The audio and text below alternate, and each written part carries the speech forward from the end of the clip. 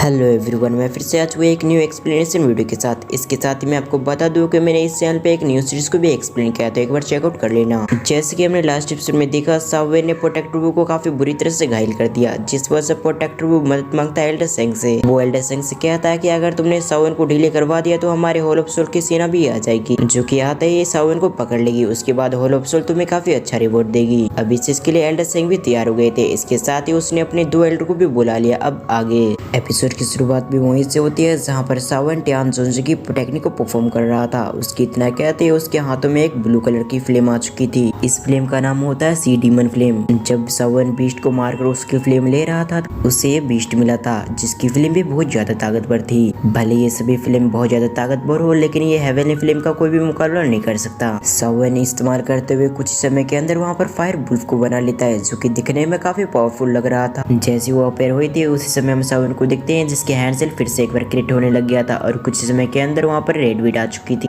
और ये white colour की एक फ्लेम होती है। जैसे ये फ्लेम अपेयर हुई थी, उसी समय हम सावन के माइंड को देखते हैं, जो कि इसे कंट्रोल करने लग गया था। सावन अपने मन में कहता है, अगर मुझे टियान जुंजे की इस टेक्निक का पूरी तरह से यूज करना है तो 5 फ्लेम से अलग अलग बीस्ट को बनाना होगा। उसके बाद ही मैं इस टेक्निक की असली पावर को रिलीज कर सकता हूँ, जिसके लिए पावरफुल होना जरूरी है और करंट सिचुएशन के हिसाब से मैं इन 5 अलग अलग फ्लेम को बना सकता हूँ। ये कहने के साथ ही सावन ने अपने 5 फ्लेम को निकाल लिया और सावन ने सभी की आंखों के सामने ही 5 अलग अलग फ्लेम से अलग अलग स्प्लिट बनाया। जब ये चीज बाकी लोग देखते तो वो सभी हैरान हो गए थे। इसके साथ ही वो एक टुक सावन की तरफ देख रहे थे। उन्हें समझ में नहीं आता आखिर सावन यहाँ पर करने की क्या कोशिश कर रहा है। उसके बारे में दूसरे लोग क्या सोचते हैं, सावन को इससे बिल्कुल भी फर्क नहीं पड़ता। इधर सावन के सामने वुल्फ, लायन, टाइगर, लेपर्ड और ड्रैगन की स्प्लिट थी, जिसे देखते हुए सावन के चेहरे पे स्माइल आ चुकी थी। इधर हम बीस्ट की स्प्लिट को देखते हैं, जो कि अपने ओपोनेंट को देखने के साथ ही रोर करने लगते हैं। उनके रोर करने की वजह से वहाँ पर काफी मात्रा में एनर्जी जनरेट होने लगती है, जिस वजह से वहाँ पर जो फॉर्मेशन लगा हुआ था वो धीरे धीरे करके ब्रेक होने लगती है। लेकिन अच्छी बात थी कि आइस रिवर वैली के लिए कि उनकी डिसाइपल इसके अंदर लगातार इस फॉर्मेशन के अंदर एनर्जी डाल रहे थे, इस वजह से फॉर्मेशन इतनी जल्दी नहीं टूटता।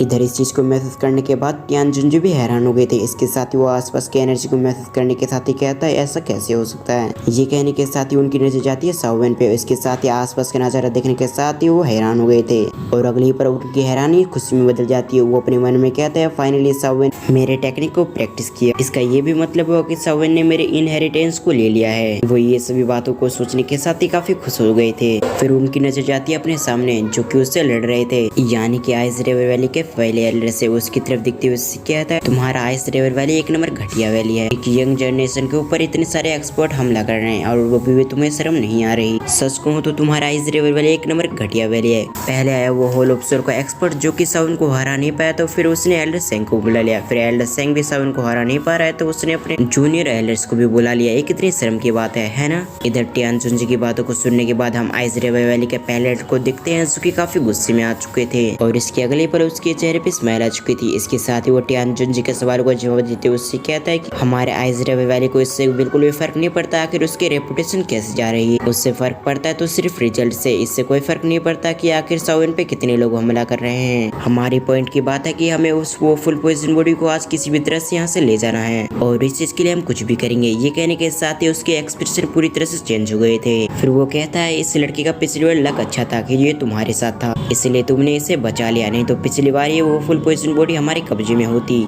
लेकिन एक बार लक साथ जाए तो इसका ये मतलब नहीं कि बार बार लक इसका अच्छा ही हुआ। जैसे कि तुम आज देख ही सकते हो, तुम आज मेरे साथ बिजी हो और कुछ समय के अंदर ये लड़का भी हार जाएगा, क्योंकि ये अपनी टेक्निक की मदद से कुछ समय तक इन लोगों को ब्लॉक कर पाएगा और जैसे ये लड़का भी हार जाएगा तो उसके बाद हम वो फुल पोजीशन बॉडी पे हमला करके उससे हम अपने कैप्चर कर लेंगे। लेकिन कुछ भी कहो, लेकिन ये लड़का सच में काफी इंटरेस्टिंग है, क्योंकि इसने मेरी उम्मीदों को भी ब्रेक कर दिया। मैंने एक्सपेक्ट नहीं किया था कि ये लड़का इतने सारे लोगों का सामना कर लेगा। उसकी बातों को सुनने के बाद भी हम टियान जुंजी को देखते हैं, जो कि उससे कुछ भी नहीं कहता। इसके साथ ही वो लगातार उसे घूरे जा रहा था और जो नीचे से ये तो फाइट दिख भी नहीं रही थी, वो यहाँ तक कि वो लोग इसे भी नहीं देख पा रहे थे कि आखिर वो दोनों कहाँ पर है। लेकिन जिसकी आंखें सार्फ हो गई वो आराम से देख के बता सकता था कि ये दोनों आपस में लड़ रहे हैं और इन दोनों के बीच जो फाइट हो रही तो वो काफी भयानक होती है। इसके साथ ही हम अगले सीन में हम उधर देखते हैं एल्डर सेंग को। एल्डर सेंग 5 स्प्लिट को देखने के साथ ही उसे काफी अनईजी फील हो रहा था। इसके साथ ही वो अपने सभी साथी से कहता है कि अब हमें इसे और ढीले नहीं कर सकते, इसलिए हमें जल्द से जल्द इस लड़के पे हमला करना होगा। इसके साथ ही इसके 5 बीस्ट को खत्म करना होगा। ये कहने के साथ ही उसने अपने स्टिक को हवा में प्रेस किया, जिस वजह से वहाँ पर चारों तरफ ठंडी ऑरा फैल जाती है। ये कहने के साथ ही वो अपने अटैक को तैयार करने लगता है। इधर सावन सावन सेंस करता है कि उसके पीछे से एक ठंडी हवा आ रही है, जिस वजह से वो सावधान हो चुका था। इसके साथ ही वो अपनी टेक्निक को परफॉर्म करने लगता है, जिस वजह से हम उन सभी बीच के स्पिरिट को देखते हैं जो कि एक लाइन में आ चुकी थी। इसके साथ ही उन सभी को कवर कर लिया था और इसके अगले पर उनकी बॉडी के अंदर से एक एनर्जी निकलती है, जिस वजह से वो सभी एक दूसरे की बॉडी में जा रही थी और कुछ समय के अंदर वहाँ से फॉर्मेशन क्रिएट होती है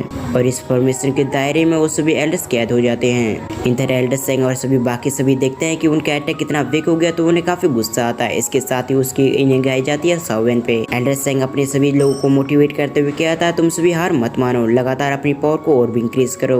हम इस लड़के के से इतनी आसानी से नहीं हार सकते, नहीं तो हमारे नाम पूरी तरह से बदनाम हो जाएगा। भले ही हमारे रेपुटेशन नीचे गिर चुका है, लेकिन फिर भी अगर हम सभी मिलकर भी इस लड़के को ना हरा पाए तो हमारे बच्चे का रेपुटेशन भी पूरी तरह से मिट्टी में मिल जाएगा। अभी इन वर्ड को सुनने के साथ ही वो सभी अगेन इसके लिए रेडी हो गए थे। एल्डर सेंग कहते हैं, हम सभी एक साथ है, इस वजह से हम हार नहीं सकते। अभी बात सुनने के साथ ही सावन जो कि उस फॉर्मेशन के बीच में बैठा हुआ, उसके चेहरे पे डार्क एक्सप्रेशन आ चुके थे। इसके साथ ही वो कहता है, ऐसा होना जरूरी नहीं है कि तुम सभी हार नहीं सकते। ये कहने के साथ ही उसके चेहरे पे एक स्माइल आ जाती है और इसी सीन के साथ हम इस पार्ट को यहाँ पर एंड करते हैं। और मैं आपको बता दूं, मैंने हाल ही में एक सीरीज को एक्सप्लेन किया है जो कि अभी एंड स्क्रीन पे आ रहा होगा और ये सीरीज अभी आई है। अगर आप देखना चाहते हो तो चेकआउट एक बार जरूर करना और सीरीज कैसी लगे आप मुझे कमेंट करके जरूर बताना।